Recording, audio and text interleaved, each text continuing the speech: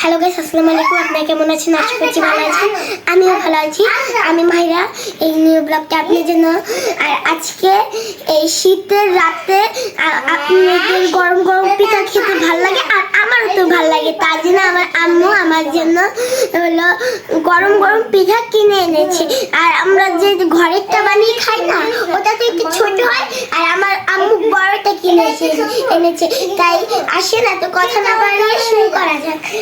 জানেন, এই যে দেখেন আমাদের পিঠা। আচ্ছা, আপনাদেরকে একবারে খুলে দেখাই। এখন আমি এটাকে পেলে টুটে আমি দেখো কেমন করেছে আমার দাদু। তাহলে আসেন গাইস, এখন আমি কাটি। আমার দাদু দেখ আবার কষ্ট শুরু। অনেক কষ্টে এই ভাতটা খেয়েছি।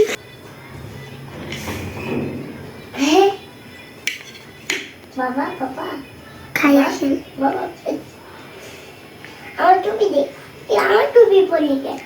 আমার টুপি সব আমার অনেক শীত করতে। গাইস অনেক মজা।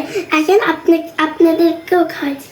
চল আর গাইস, আজকের ব্লগটা আপনাদের কেমন লেগেছে? আশা করি ভালো লেগেছে।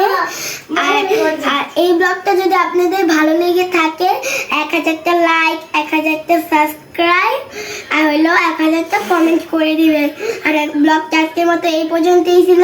আশা করছি আপনাদের খুব ভালো লেগেছে। টাটা, বাই বাই, আল্লাহ হাফেজ।